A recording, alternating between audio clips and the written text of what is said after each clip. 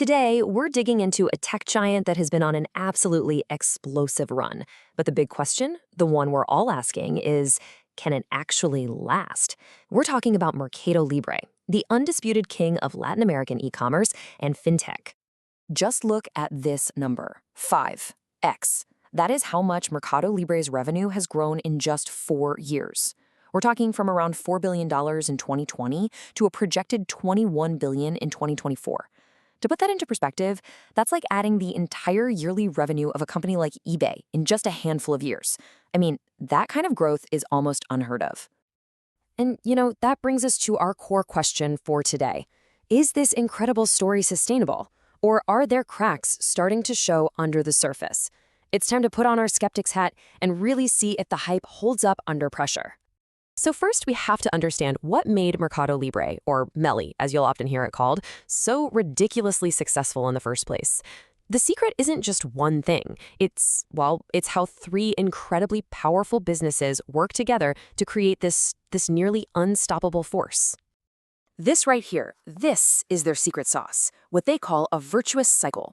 It all starts with a marketplace, right? It's the biggest in the region, pulling in millions of buyers and sellers. That, in turn, feeds into Mercado Pago, their payment system that grabs a piece of almost every single transaction. And then, to top it all off, Mercado Envios handles the shipping, controlling that entire customer experience from the moment you click buy to when the package lands on your doorstep. See how that works? Each part makes the others stronger. It's brilliant. And here's the proof that it works. Just look at this. Between 2019 and 2023, the number of active users just exploded, going from 50 million to almost 220 million people. That, my friends, is the network effect in action. The more people who join, the more valuable the platform becomes for absolutely everyone. All right, okay, the growth story is impressive, no doubt about it. But a good investment isn't just about what happened in the past. So now we're going to flip the script. We're putting that skeptic's hat back on, and we're going to look for all the things that could go wrong. Let's stress test this perfect machine. And the first, most obvious threat? Competition.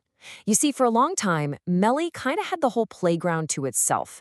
Well, that is changing, and it's changing fast. Global giants are now setting their sights on MELI's core markets. Let's just zoom in on their biggest market, Brazil.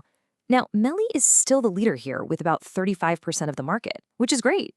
But look at this. The Singaporean e-commerce giant Shopee has aggressively clawed its way to a 17% share. This isn't some distant threat. This is a real dogfight. It's forcing MELI to do things like slash its free shipping thresholds, which hurts profits, all just to stay competitive. Okay, the second stress test. This one comes from inside the company. A huge part of MELI's fintech growth is something called Mercado Crédito, which is its lending business. It offers credit to shoppers and small sellers who, frankly, can't get it from traditional banks. It's a massive opportunity for sure, but it comes with some serious risk. And this slide really puts that risk into sharp perspective. A non-performing loan is basically one that's way behind on payments. It's in trouble. MELI's ratio sits at a pretty concerning 20%. For comparison, look at another Latin American fintech giant, Nubank. Theirs is at just 7%. Now, this all comes from their strategy of lending to people the big banks won't touch. And yeah, MELI charges high interest rates to make up for it, but if a serious economic downturn hits, well, this growth engine could quickly turn into a major liability. And finally, there's the leadership question. The founder, Marcos Galperin, the visionary who basically built this entire empire from scratch, is stepping away from the day-to-day CEO job after 26 years. Yeah, the company has a succession plan, but the question is still out there. Can that incredible culture of innovation and relentless execution continue without its founder at the wheel? So we've got some very real risks on the table: competition, credit, and a leadership change. But let's ask a different question. How does this company actually hold up when things get tough? Let's take a look at their track record. Believe me, this is not their first rodeo. The company survived the dot-com bust right after it was founded. When Amazon rolled into Brazil in 2016, a lot of people thought, well, that's it, game over. And then, during the pandemic, they faced just unprecedented chaos with demand and logistics. And every single time, management didn't panic. They leaned into their strengths. They poured money into logistics to beat Amazon on delivery speed. They were willing to sacrifice some short-term profits to keep customers from running to cheaper rivals. And during COVID, they scaled their operations like crazy, cementing themselves as the go-to online platform for millions. The point is, they've proven to be incredibly adaptable. So let's bring it all home. We've seen the incredible growth machine, and we've poked at the serious risks. We've seen a track record of resilience that's hard to ignore. It is time to weigh it all and come to a conclusion. Despite all those challenges, the core business is just fundamentally sound. The key number to look at here is something called return on invested capital. It basically asks, for every dollar the company puts back into itself, how much profit does it spit out? Well, MELI's is between 30 and 40%. That is an exceptionally high number. It's the sign of a business that is just fantastic at creating value. This quote from the source report really just says it all.